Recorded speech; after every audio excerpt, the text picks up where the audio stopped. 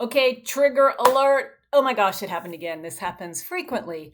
Something came across, got my attention. I don't remember if it was an email or a post or something on my feed about how imposter syndrome is something good, how it is something to be embraced and even pursued because, hey, it can't all be that bad.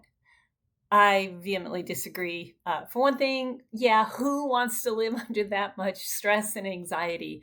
Imposter syndrome is the experience of not underestimating your skills, but thinking that everybody else is overestimating your skills. And then you feel like you don't belong, you don't deserve, you don't fit in, you can't handle whatever it is that you've been hired to do, promoted to do, or awarded with. So, yeah, there's this disconnect between the facts that say you're qualified and your objective interpretation or subjective interpretation of it. It's not a good thing. Who wants to live under that much stress? Who wants to constantly think, oh, I don't know, do I fit in? Today's the day. They're going to find out I'm a fraud. So I vehemently disagree. And there are several reasons why. The first is data related. I'm an engineer, look at the data. Data suggests that there's more downside than upside to having these imposter syndrome moments, experiences, feelings, thoughts, tendencies, whatever it is you want to label it. It is costly, not just on the personal level, but on an organizational level. On a personal level, yeah, you're not giving your best. You're afraid to speak up. You don't delegate enough. You question every decision you make, every thought you have, every chance you take. You kind of shrink back from. You think, well, I don't think I'm qualified or deserving of it. So on an individual level, it's the data is clear. It holds people back. On an organizational level, oh gosh, I just wrote a book about this. Uh, Leaders and managers of people with imposter syndrome may not realize that their people have imposter syndrome because the people with imposter syndrome actually look like rock stars. They've developed these coping mechanisms that do two things. On one hand, they help people alleviate the stress of being found as a fraud. And on the other hand, they prevent them from being found as a fraud because these coping mechanisms turn you into a rock star. You're a superior high performer. So to a leader or a manager, that person, not the problem child. They're the rock star. They're the ones that are like, give it to Joe. He can handle it. He's on top of it. He'll cover it. The person with imposter syndrome is like, I'm in it. Give it to me. I'll fit it in. I've got you covered. You can rely on me. I'll get back to you. I'm sure I can figure it out. So they overload themselves and they are sometimes drowning in self-doubt that they are combating with overwork, sometimes procrastination, which then results in overwork. It doesn't matter because the job still gets done and they knock it out of the park. Not your problem child. And the reason that that's dangerous to an organization is that you don't, as a leader, if you see that in your rock star employees, you don't know how long they've been living like that. You don't know what their internal dialogue is. You don't know how close they may be to stepping back and saying, I can't do it. I'm not going to do it. I'm done doing it. They may check out. They may have a breakdown. They may call in sick perpetually. I mean, there's a lot of fallout from that person carrying that load for so long. And as a leader, you don't know that. So it's dangerous. It's a risk that you're not even aware of. One of the greatest quotes I saw, I don't even remember who said it. I can't give credit to it, but the competition is not outside the building. The competition is inside your building. That competition is the intense pressure that your top performers are feeling. That's the competition. They are that competition is battling that person, their will, their well-being, and their sane choices. So yeah, it's kind of a tricky, dangerous place to be in. The other part of why it's not good is, again, going back to data, some of the more concrete ways that imposter syndrome affects your people, your team, your employees are actually very visible. They will hold back great ideas. They will refuse or shy away from speaking up in a meeting. They will miss out on opportunities because they truly don't believe they're qualified to step into the next challenge. And they will overload themselves, not just because they want to get the work done, but because they won't delegate. They feel like, oh my gosh, if I ask for help, that's a weakness. I must do it myself. And not only do they not have the bandwidth to do it themselves, they may not all have the skill set to do it themselves. So it puts you, your organization, your project, your team dynamics at risk. So the data has many, many, many more negatives regarding imposter syndrome than positives. So I do not agree with the fact that imposter syndrome is a good thing. Another factor about imposter syndrome being a good thing is that the narrative expands it by saying that imposter syndrome feelings cause you to do better. They cause you to work harder. They cause you to look at details more. They cause you to juggle more priorities. They cause you to sit back and really think through your decisions and your choices.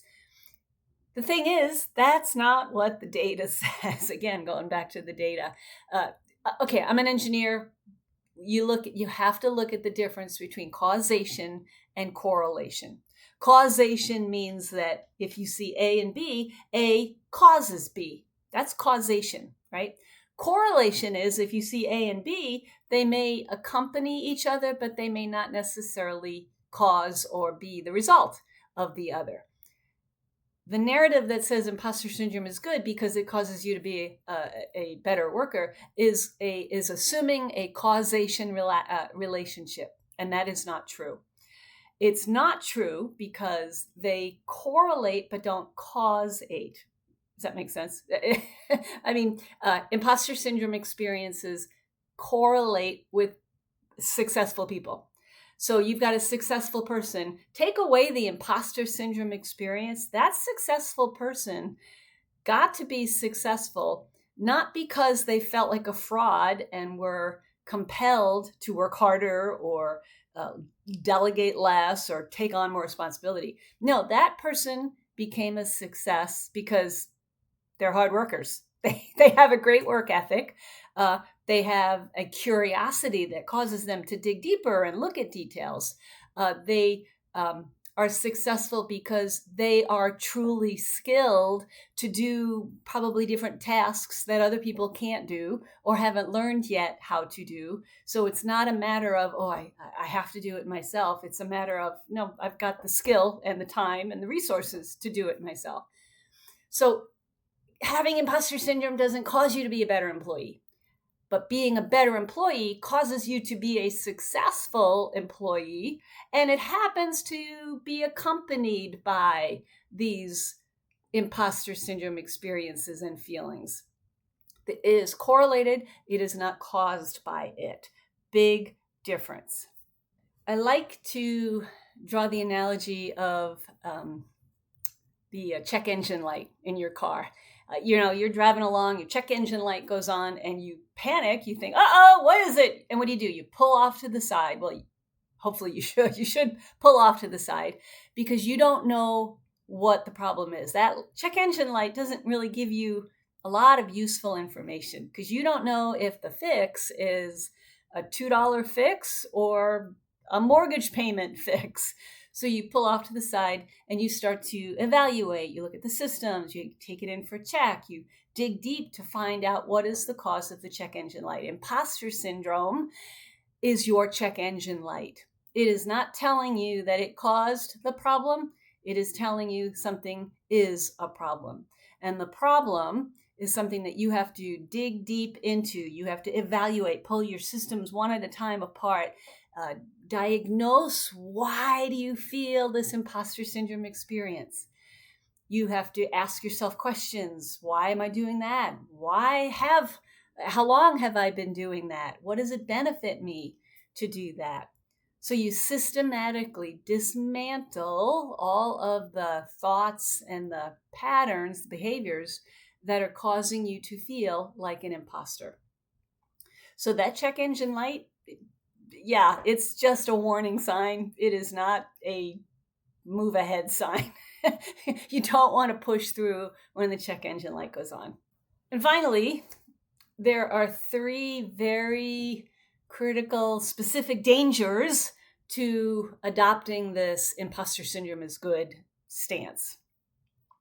And I've done some research on it and may refer to some of the research results here. But the first reason why it's dangerous to hold on to this idea that imposter syndrome is good is the idea of chronic anxiety.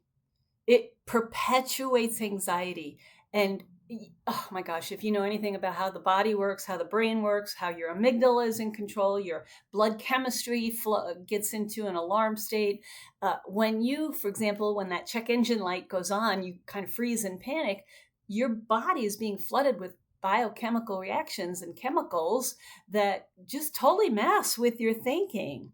And to say, I want to be embracing imposter syndrome is implying you want to live in that state all the time. It's exhausting. It will normalize chronic anxiety, which is unhealthy on all fronts. I mean, just physically, emotionally, mentally, socially, and certainly professionally. You're never going to relax. You're never going to enjoy what you were designed to enjoy. You're never going to find deep, great joy, satisfaction, and flourishing in the career that you've chosen. You simply won't be able to feel great about being great. So that's the first danger, is that it normalizes anxiety. The second danger is something I will call, what's the best way to say it? Well, I'll explain it like this. If you think that your success is random, in other words, it's due to luck or timing or some other external circumstance outside of you, like who you know, or who you knew, you happen to be in the right place at the right time. If your success is random like that, guess what? Losing the success is just as random. And if you live in this perpetual inability of identifying your specific contribution to your success, if you cannot identify the transferable concrete thing that you did or talent you have or experience you can point to, you're never going to feel secure about your next step. If you can't say, I did this to get this, then you will never be able to enjoy this. And you will always be kind of auditioning yourself, trying to work harder to prove to yourself and certainly to other people around you that you have earned a seat at the table, or that you deserve that title on the wall, or that you are deserving of the paycheck that you get. So I call it a lack of a transferable skill, I guess, or concrete identifiable skill. If it's random that you got it, it's random that you're going to lose it. Who wants to live like that? And then the third danger, number 3, is that it anchors your identity in deficit. And by that, I mean you kind of sink down into this identity of, it's my imposter syndrome. And you shrink back, hold back, and kind of rest in that identity. And it almost sounds noble, especially now. Imposter syndrome has become such a pervasive term. It is a label. It is becoming more and more normalized, and narratives that say, oh, it's a good thing. It releases you from the ability, pressure, obligation to go fix what's broken, because you are now identified in this, or you are anchored in this lack identity. That's not healthy, because it will not allow you will not feel compelled to go fix the problem. You're not going to feel compelled to make it better. You're pretty much ready to sit back and say, well, it's just the way I am, kind of. And you've given away your power, and you have absolved yourself of the responsibility to go make it great, to make it even better and greater. So those are the three biggest dangers of adopting this imposter syndrome is a good thing. So my word of caution to you is don't do it. See it as the check engine light, not the go ahead light. Do not chase imposter syndrome. Don't embrace it. Don't be satisfied or feeling like this is my lot in life. I'm stuck feeling like an imposter. No, imposter syndrome is overcomeable. It can creep back in every once in a while. But as I say in my keynote presentations, make it your goal to take this imposter syndrome experience, reduce it to a moment that you can whoosh, broom out of the way and get on with the business of flourishing in your career.